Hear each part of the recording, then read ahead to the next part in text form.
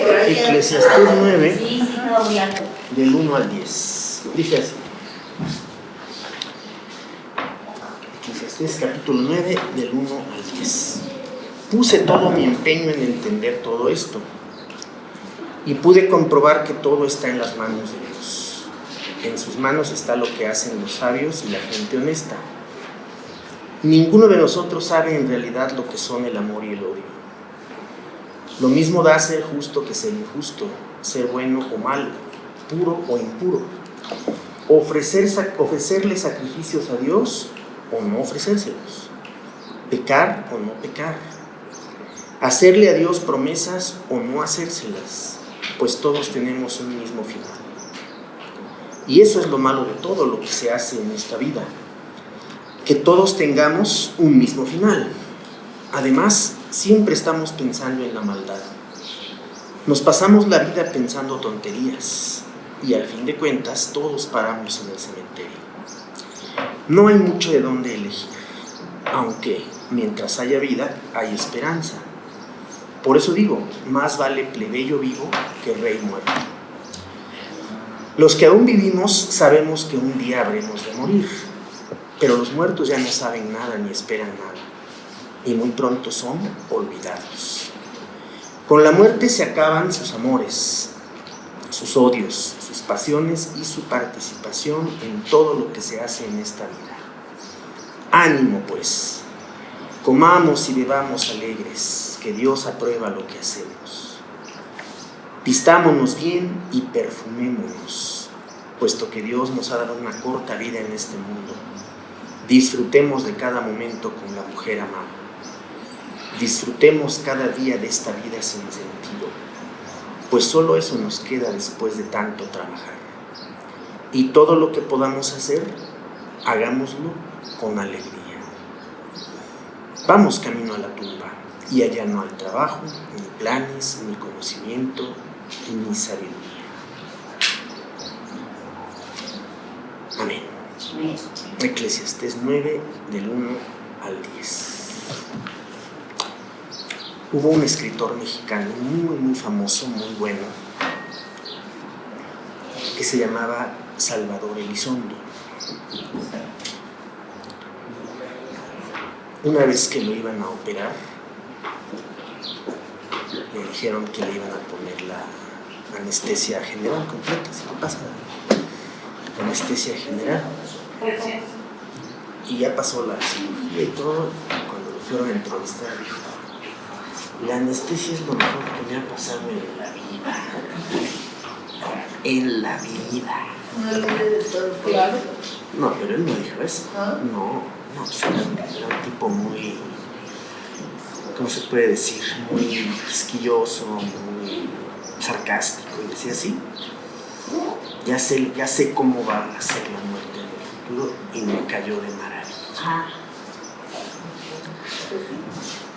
En este capítulo 9 de Eclesiastés tenemos nosotros un ejemplo de cómo la fe bíblica, y conste que la fe bíblica decir fe bíblica es la mejor manera de recuperar la enseñanza del Antiguo Testamento para nuestro tiempo. La fe bíblica, que abarca Antiguo y Nuevo Testamento.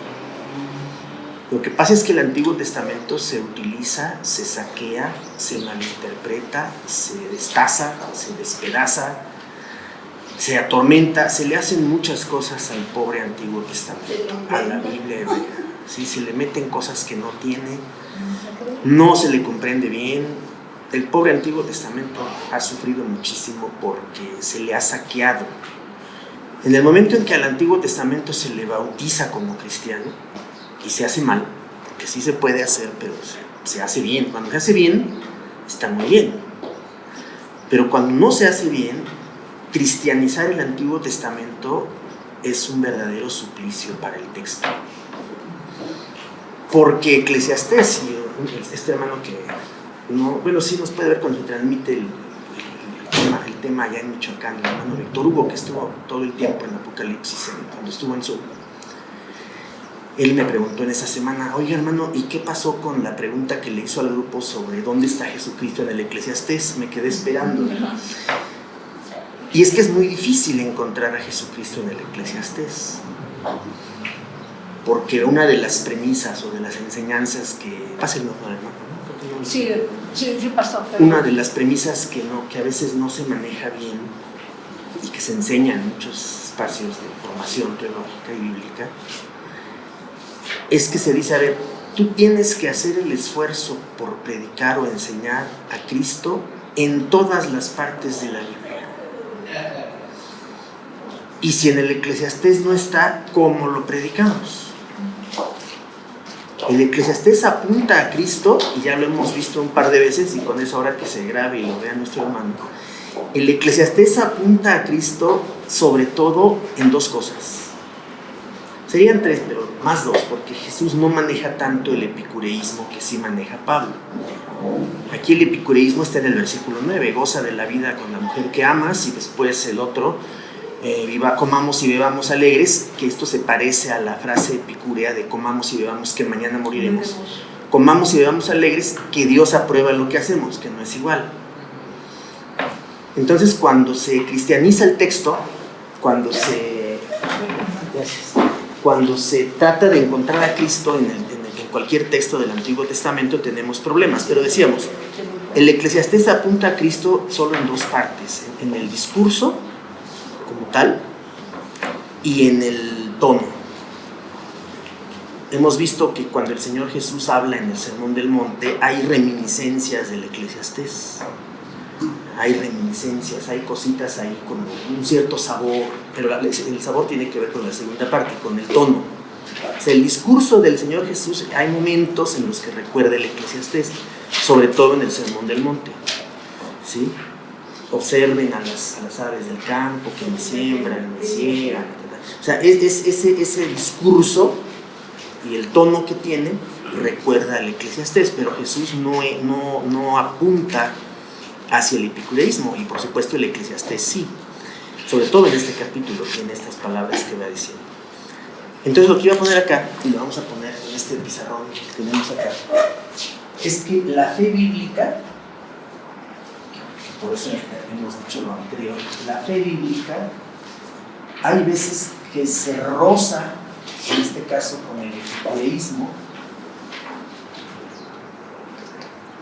sobre todo, y con esa filosofía que ya no era la filosofía clásica, sino era la filosofía helenística. Era una filosofía griega como de segundo tono, como de segunda, porque ya no era Aristóteles, ya no era Platón, ya no era ninguno de ellos, eran los sucesores de ellos, eran otros pensadores, el propio Epicurio. Y entonces, por supuesto, Diógenes y otros más. Digo, su filosofía ya no podía ser tan pura, no pura, sino tan elaborada en un sentido como lo había sido la filosofía clásica. Incluso el idioma ya no era el mismo, aunque hablaban griego, no era exactamente el mismo idioma. Entonces hay momentos en que este punto de contacto entre la fe bíblica y la filosofía helenística, aquí está Eclesiastés 9. Aquí está. Es un punto de contacto, y es un punto de contacto crítico. Saca chispas. El asterisquito significa que saca chispas, ¿no? Porque son dos cosas que aparentemente no se llevan. Son dos universos mentales, universos de pensamiento. Si decimos de fe, no aplica porque la filosofía helenística y el epicureísmo no necesariamente pensaban en la religión, aunque la época era muy religiosa. Entonces vamos viendo qué dice nuestro comentario de la famosa página 4 del boletín. Con el 9.1, que es el que estamos comenzando hoy, se da comienzo a otra sección, en la que Kohelet dirá su última palabra en cuestiones muy importantes, sobre las que ya se ha pronunciado en varias ocasiones, ya lo ha hecho. En concreto, va a hablar sobre el destino común y universal de todos los hombres, de todos los seres humanos. Todos tenemos el mismo destino, dice. independientemente de su manera de actuar, que es la parte primera, y sobre el valor de la sabiduría en la vida real, especialmente social y política. Pero hay varios aspectos, para que apliquemos lo que nos dice aquí el comentario, hay varios aspectos que van brincando justamente porque ese punto de contacto entre las dos partes, la fe bíblica y el epicureísmo, va sacando chispas. Es como cuando se fricciona algo, ¿no? Y va sacando chispas y se ven las chispitas, ¿no? Va sacando chispas y produce al mismo tiempo calor y produce al mismo tiempo lastima la vista, en fin, porque va sacando chispas. O sea, esa fricción no deja de producir algo. Y ahí están las chispas frotando y saliendo. Empecemos. 9.1. Estoy usando la traducción del lenguaje actual en esta ocasión. Puse todo mi empeño en entender todo esto. Como buen sabio, como buen pensador, si le pasan a la hermana su boletín, por favor. Puse todo mi empeño en entender todo esto. Y pude comprobar, diríamos, algo que espiritualmente es obvio, y ahí está la fe bíblica clarísima. Pude comprobar que todo está en las manos de Dios. Eso no es ninguna novedad para la fe bíblica.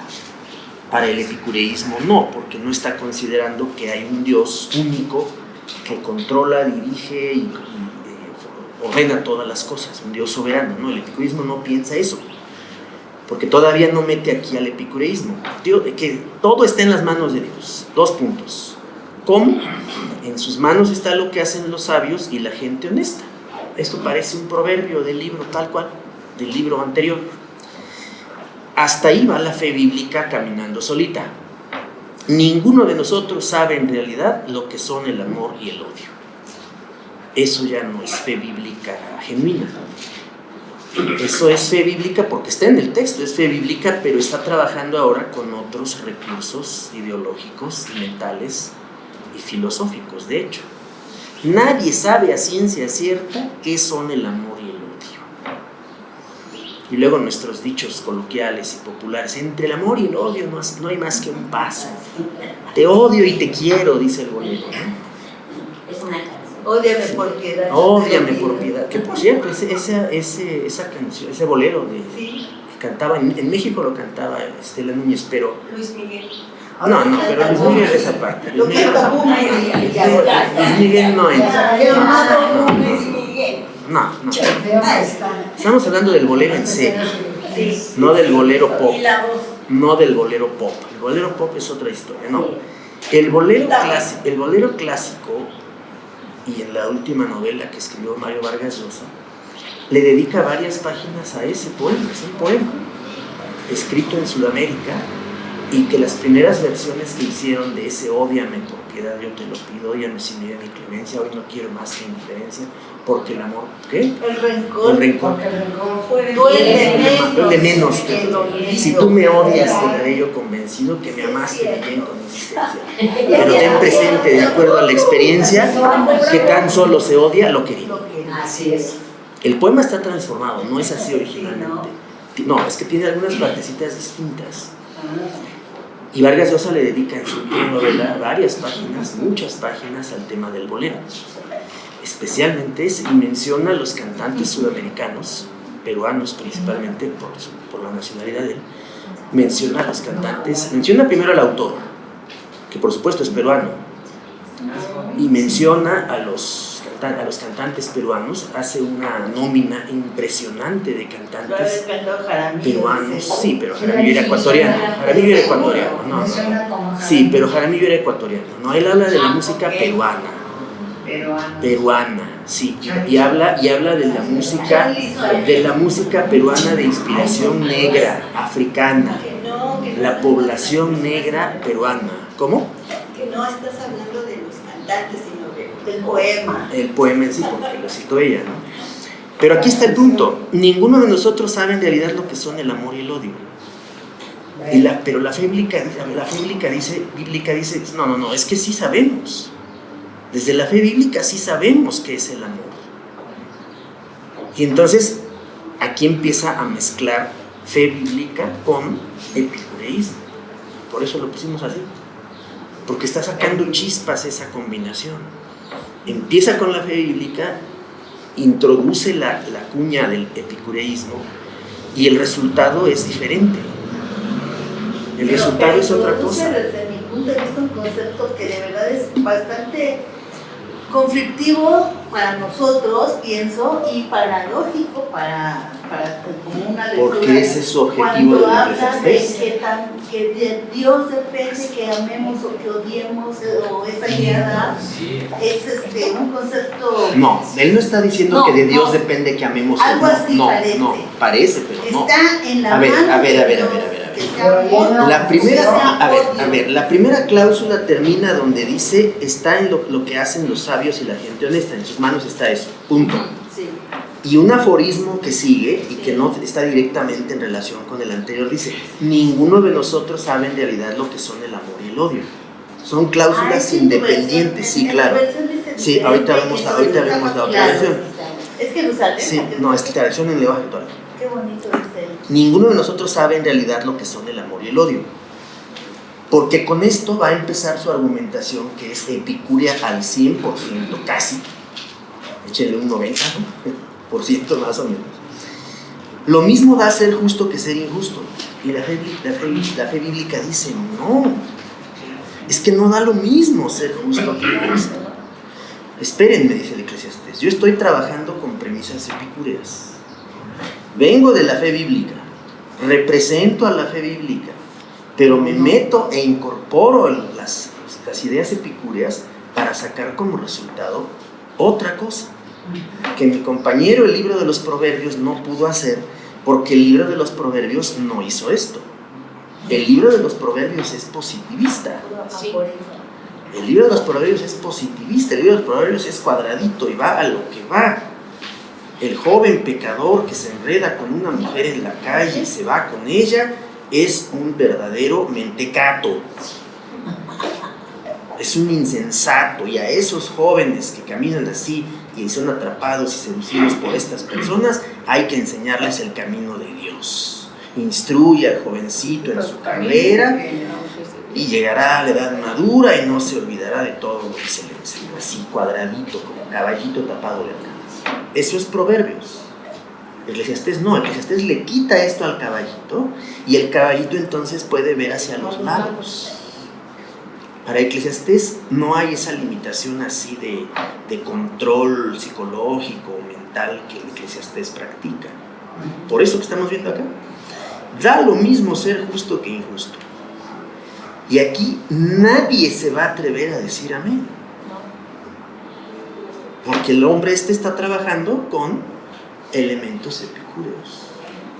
Eso es lo que nos molesta, eso es lo que nos causa desazón. ¿Por qué está diciendo eso? Es que el resto de la Biblia no enseña eso. Ser bueno o malo, puro o impuro. Y lo peor, ofrecerle sacrificios a Dios o no ofrecérselos.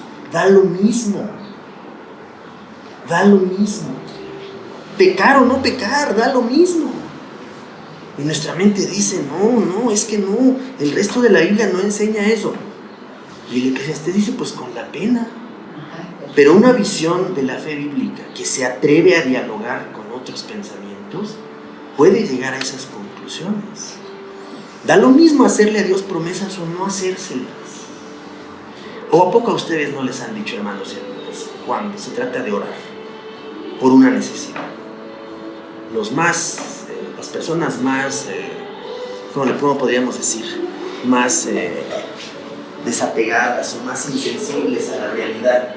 Oye, ya saliste del problema que tenías y le pediste a tu Dios. Y si no le hubieras pedido eso, Dios te lo hubiera hecho. Si no hubieras orado, igualmente eso hubiera sucedido. ¿Les han dicho a ustedes algo así? Estás orando y qué bueno, me da gusto, pero ¿y si no oraras, de todas maneras tuvieras el resultado positivo que tuviste? Podría ser. Hay que pedir, ¿no? Para recibir, si no, No, ¿cómo? pero la persona que dice eso no está creyendo en el poder de la oración. La persona nos pone de frente un dilema y nos dice, a ver, si no hubieras orado, te recibirías lo que estás recibiendo. Y la respuesta es sí. Y el Eclesiastés responde sí. ¿Por qué? Porque Aquí lo que está en juego es de qué manera entendemos si estamos en manos del azar o no. Pero también puede ser algo. ¿Cómo? Pero también puede ser contrario. ¿Cómo? Díganos. Si tú que estás en las manos de Dios le pides y no te lo resolvió ni te contestó, ¿Qué me puedo esperar? ¿por qué te puedes esperar? Claro. Sí. Que no depende de nosotros lo que Dios hace, ¿no? Entonces, ¿para qué oramos? Bueno, para nosotros mismos. En realidad es para nosotros, que nuestra fe pero ese es uno de los grandes dilemas de la oración. Es la mayor paradoja que tiene la oración. El creyente ora a sabiendas de que Dios ya lo sabe todo y a sabiendas de que la providencia de Dios ya determinó todo lo que va a pasar, ore yo o no ore. Por eso pedimos su voluntad. Sí, pero vamos al punto crítico. Oramos porque nos inconformamos con algunos aspectos de esa voluntad divina y porque queremos convencer al Dios eterno que lo ha planificado todo, queremos convencerlo de que modifique aquello que ha decidido.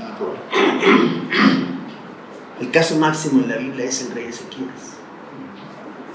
Es el caso máximo. Te vas a morir en un mes. No, Señor, yo no me quiero morir en un mes. No quiero, no me gusta eso. No lo acepto. Y la parábola, ¿no? También. No, pero ese caso específico. No acepto que tú me digas que me voy a morir en un mes. No lo acepto.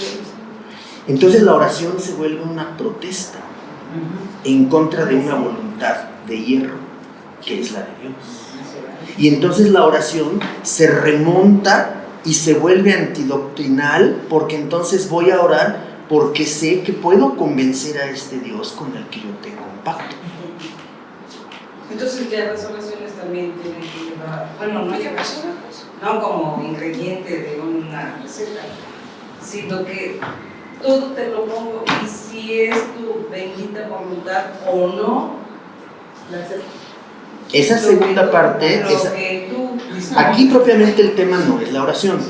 Aquí hay otros mejores pasajes para eso, para tratar el tema de la oración como protesta. El propio Señor Jesús oró como protesta.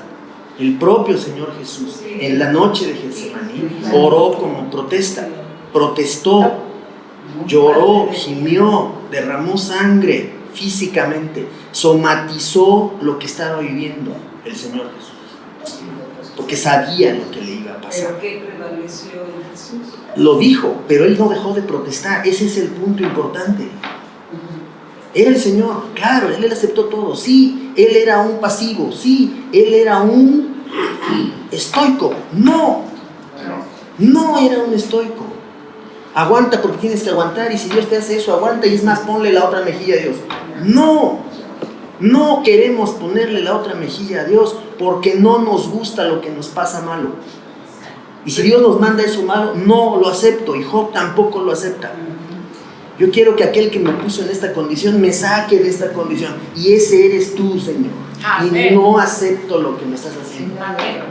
El amén es difícil porque estamos protestando. Sí. Decirle amén a una protesta Sí, va sí. contra nuestra doctrina. No. Decir amén contra aceptar, es sí, aceptar. No acepta. Bueno. La protesta no acepta. ¿El amén? No. Cuando no se reconoce. La protesta es lo contrario del amén. Sí, usted está diciendo. Es que protestas o no. Es que protestar significa que me estoy inconformando por lo que estoy recibiendo, y no es amén. Pero El así sea no. Hay una situación que Jesús lo pidió en el momento exacto, justo cuando estaba ante esa situación de que ya no le quedaba otra porque ya tenía Sí, que en eso estamos completamente de alguien acuerdo. que no está en una Sí. situación de Es la misma. que ya no puede esperar porque Pero la oración tiene es una encima. protesta. Señor, tengo esta enfermedad y no la Podemos quiero esperar, tener. Señor. ¿Cómo? Podemos esperar la respuesta hasta que Él A ver, lo decida. nosotros hemos aprendido a orar sin protestar. La oración, ora sin protestar. No protestes. Ora y pídele al Señor y dile que Él haga su última voluntad. Y estamos totalmente de acuerdo. Totalmente. ¿Qué hubiera hecho entonces Ezequías? Sí, Señor, muchas gracias, ya me voy. Qué amable. Gracias por Pero el entonces ya no hay esa amistad. Y ya, Pero claro, entonces, dice esa amistad. pero Ezequías, ¿qué hace? Claramente. Pero entonces tenemos que decir que Ezequías obró mal. No, porque cuando es usted amigo, no, usted puede soltarlo todo. ¿Por qué? Porque tiene esa. Ese soltarlo todo es la protesta. Es no aceptar lo que Dios no, manda. es como le decimos, bueno, eso es lo que yo pienso. Lo que pasa es que o sea, justamente estamos siendo ahorita objeto del problema de meter el Es que en ese epicureísmo. momento Dios es realmente un amigo. Un amigo es ya, el amigo te puede, ¿cómo te diré? Te puede Ser maltratar. Te puede maltratar sin que te puede protestes. maltratar, te puede dar cabida ancha, un amigo te da esto, te apapacha. Pero el amigo te está maltratando. Le vas a dar las gracias porque te está pero Dios maltratando. No, es decir, la verdad. No permite Dios que. no permite el pecado así como tal. Es que no estamos hablando del pecado. No, pero algunas Ezequías recibe la información de que se va a morir en un mes. No Sí, por lo que haya hecho. Pero, a ver, es que no se dice nada. Y es que ahí vamos con un filósofo superior al epicureísmo. Vamos con Sócrates. Vamos con Sócrates. La muerte de Sócrates, ¿cómo fue? ¿Cómo fue? ¿Y por qué fue? Tomó el veneno. Se compara la muerte de Sócrates con la muerte del propio Jesús.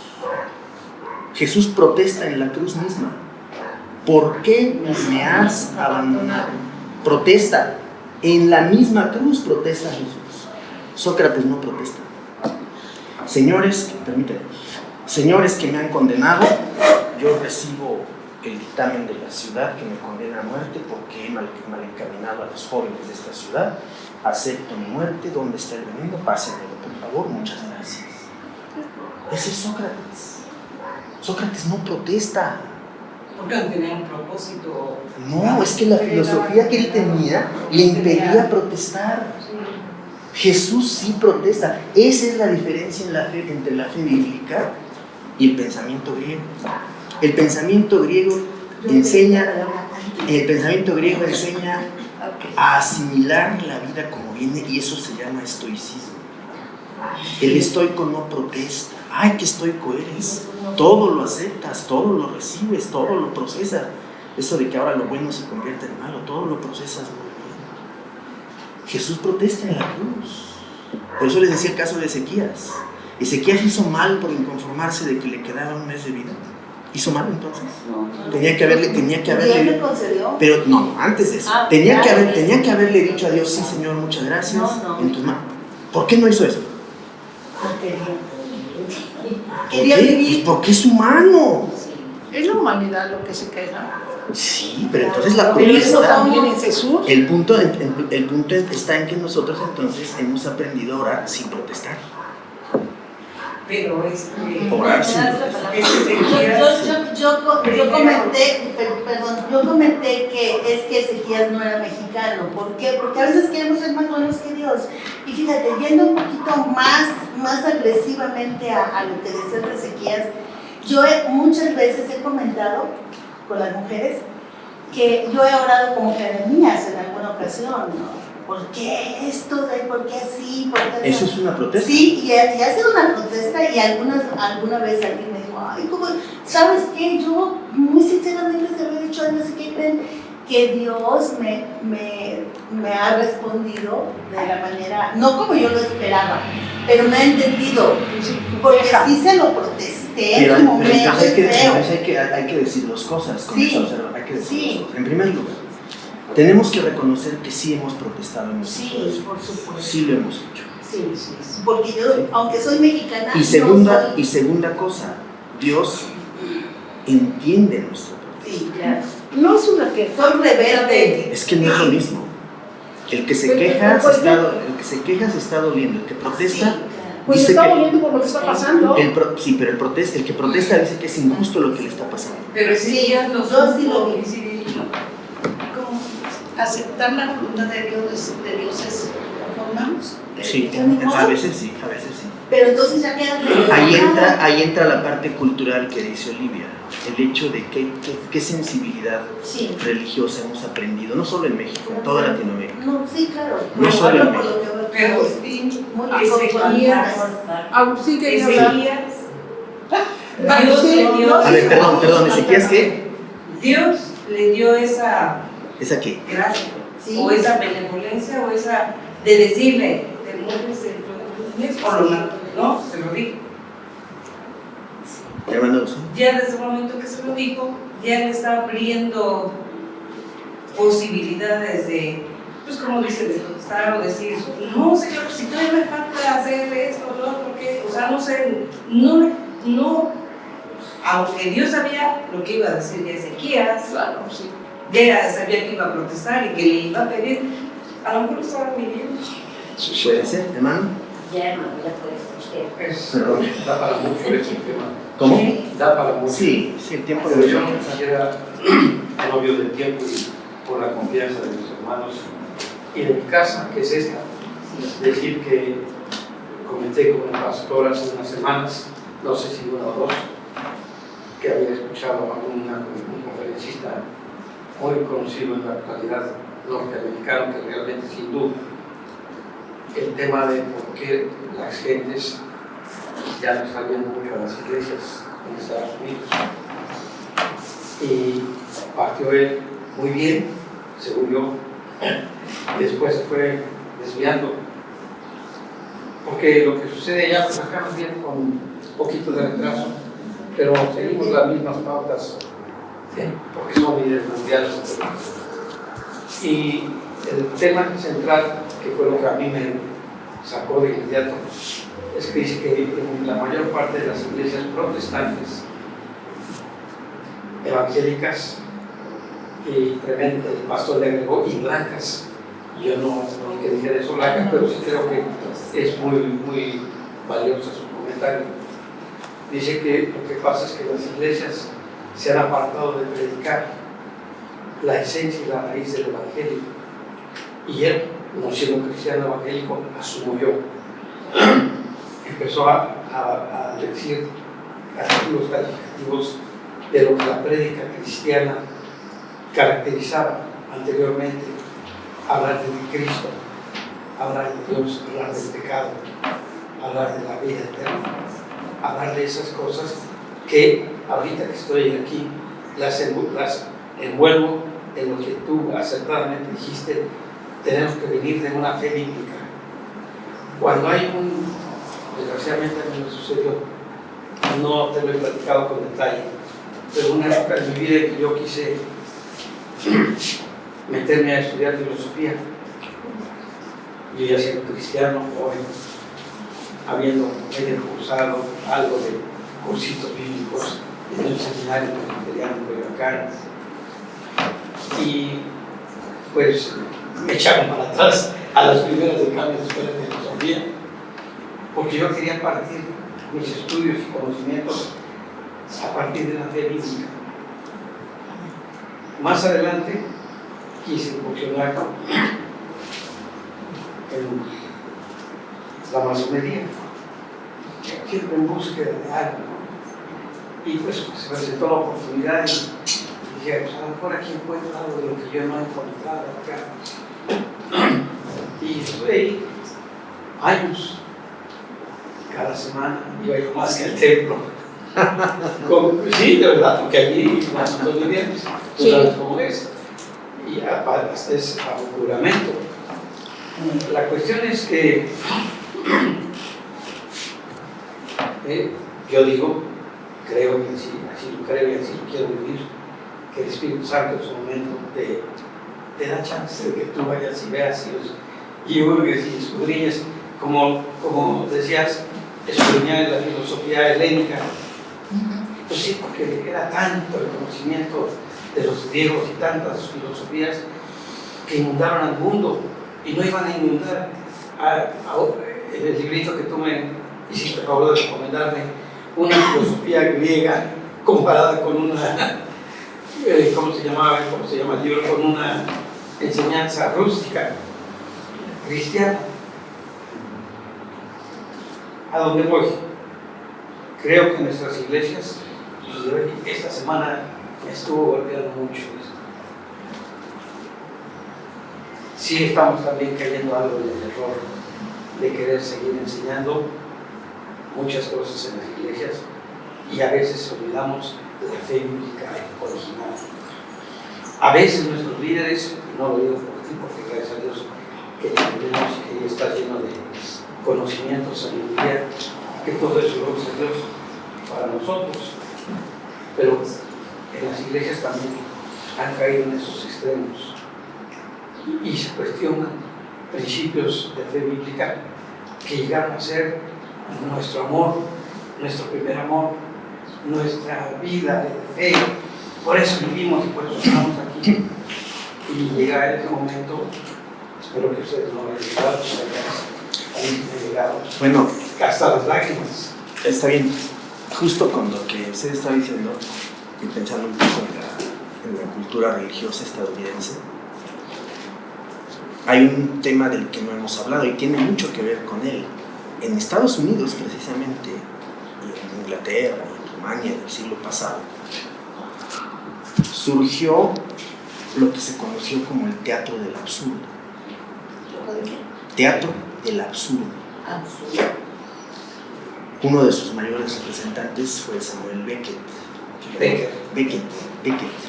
que ganó el Premio Nobel de Literatura. Él escribió esa obra que se llama Esperando a Godot. Dios, Godot, un personaje ficticio, esperando a Godot.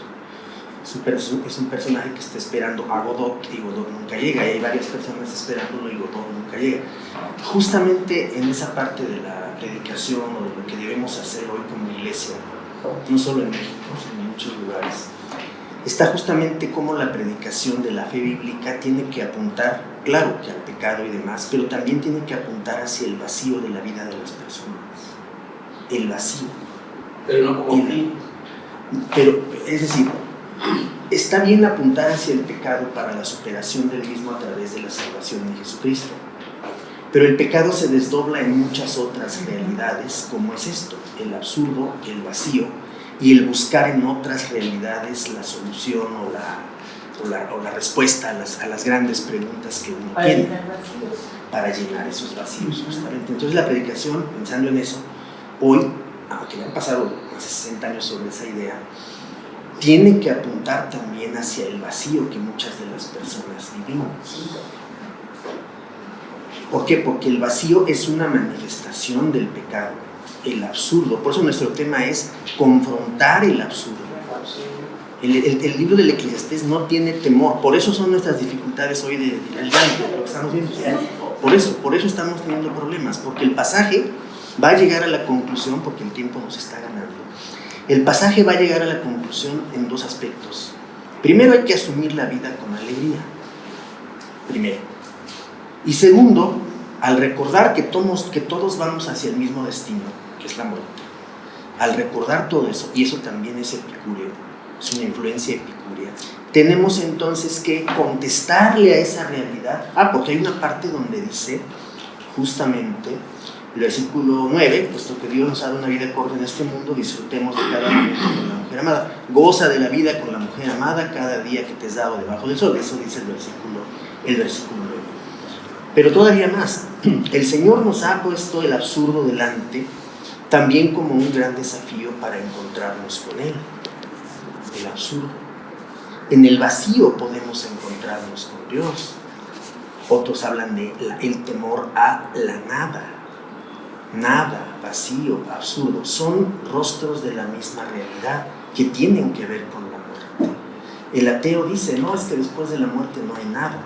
El creyente dice, no, al contrario, después de la muerte es el encuentro o el desencuentro final y definitivo con Dios. Y aquí el Eclesiastés está trabajando eso, versículo 3. Eso es lo malo de todo lo que se hace en esta vida, que todos tengamos un mismo final y todos vamos hacia el mismo lugar. No hay mucho de dónde elegir.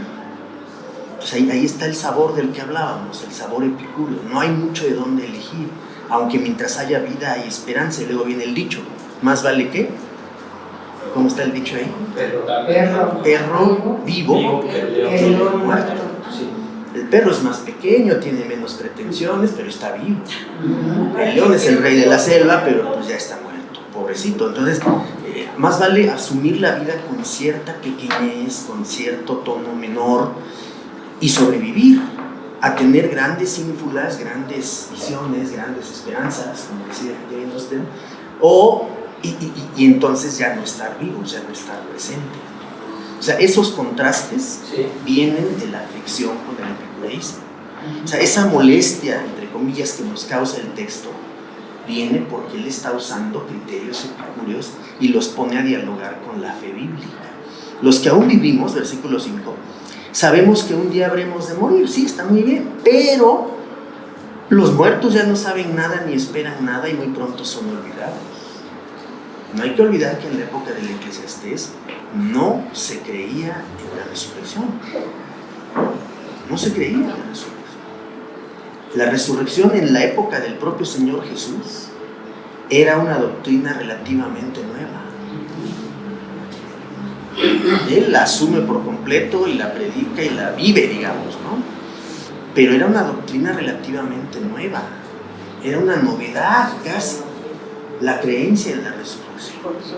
Por eso el Eclesiastés dice aquí, de los muertos ya no hay nada, se van hacia la nada, van hacia el vacío total y de ahí nadie sale y ni se acuerda. Con la muerte, dice versículo 6, después de que dijo que no se puede saber a ciencia cierta qué es el amor y qué es el odio, que por eso salió el bolero famoso, con la muerte se acaban sus amores, sus odios, sus pasiones y su participación en todo lo que se hace en esta vida. Y nuestro comentario, terminemos ya, desde el primer párrafo que no terminamos, dice: la necesidad ineludible de la muerte, su sentido o sin sentido inexplicables, la opacidad de las tinieblas de todo lo relacionado con el más allá del hecho de morir, no paralizan la mente de Kohelet, sino que la espolean. Estaba pensando en muchos de nuestros himnos, de los más tradicionales que hablan de la muerte y demás, y del más allá. Ese que dice, por ejemplo, no puede el mundo ser mi hogar, por ejemplo, ¿no? ¿Qué pensaría el Eclesiastés si hubiera conocido esos himnos? Nada más movería la cabeza y diría, estos cristianitos. Bueno, después de unas reflexiones tan profundas, Kohelet vuelve a sumergirse en la vida frágil de cada día para sacarle el máximo partido a los pocos días de que podemos disponer. Todos ustedes conocen esta frase latina. Todos.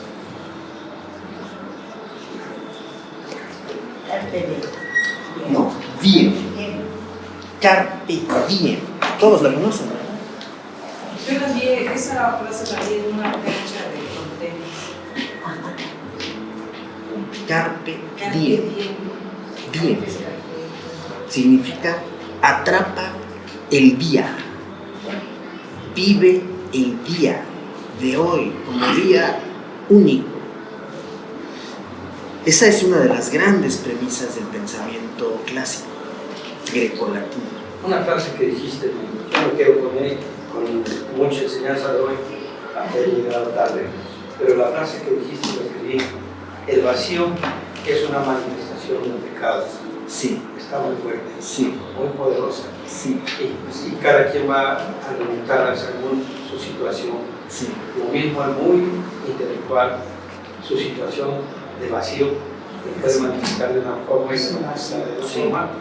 Que el otro, que no tenga una mente y un corazón lleno de información. El más sencillo, Pero que también tiene un vacío. Sí.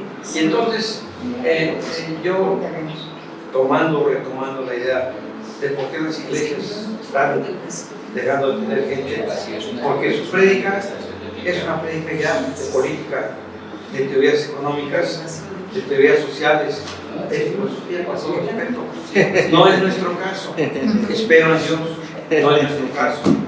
Pero yo diría para mí y para mis compañeros oyentes, no que ya haya caminado todos esos caminos, no. No, ninguno de esos. Ni lejos, pero debemos tener precaución que nuestra fe bíblica, nuestra fe cristiana, no pierda fuerza porque hay poder en eso.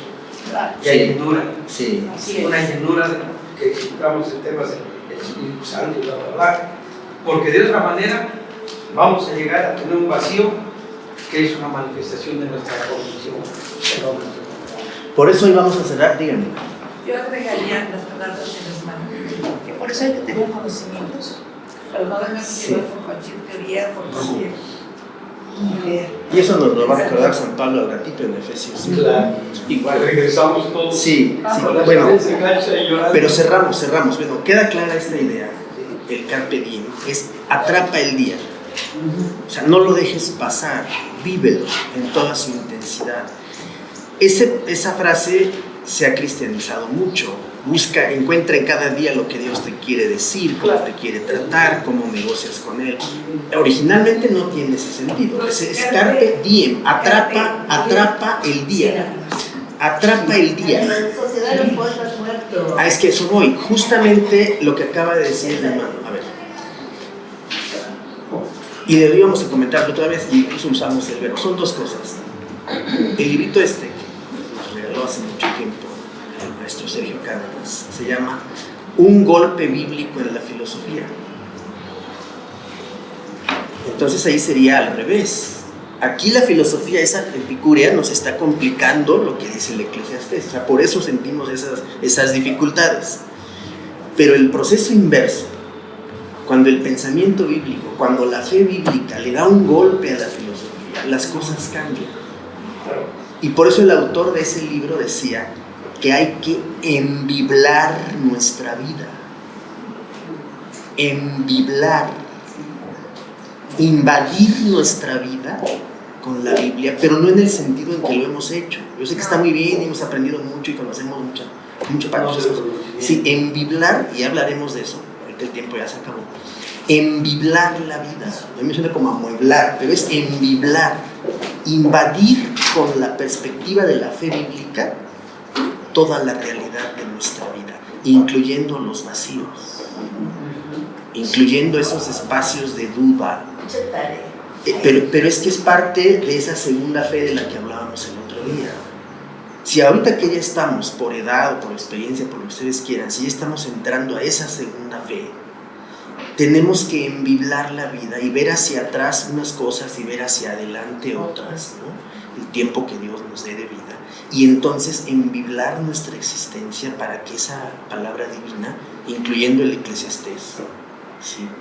Yo no sé qué experiencia te habrán tenido antes con el libro en sí, el Eclesiastés, cuántos sermones han oído, cuántos pasajes, cuántas exposiciones, sermones han oído sobre el Eclesiastés. El Eclesiastés se ha predicado de manera positivista. Sí. Y dirigiéndose al capítulo 12. Claro, dirigiéndose al capítulo 12, porque acuérdate de tu creador en tu juventud y está bien. Sí, pero primero chútate los primeros 11 capítulos. Yo también leí una frase de oración que dice que hay que conocer la mente de Dios para poder amarlo. ¿Para poder amarlo? ¿Amarnos o amarlo? Amarlo, Amarlo. para poder amarlo. Hay que conocer a Dios. Claro. Sí, eso La mente de Dios. Pablo lo Es decía. bíblico. Pero Pablo lo decía, no de esa manera, lo decía de otra manera. Nosotros tenemos la mente de Cristo, De Cristo. dice Pablo. Entonces, Hay que ver, ahorita el tiempo se acabó, pero hay que ver qué significa eso, por dónde va la idea del apóstol y del texto bíblico para orientarnos por ese rumbo. Pero ya seguiremos con el capítulo 9 y 10 para que sigamos con eso. Vamos al culto. Muchas gracias. ¿De qué hermana? Vámonos.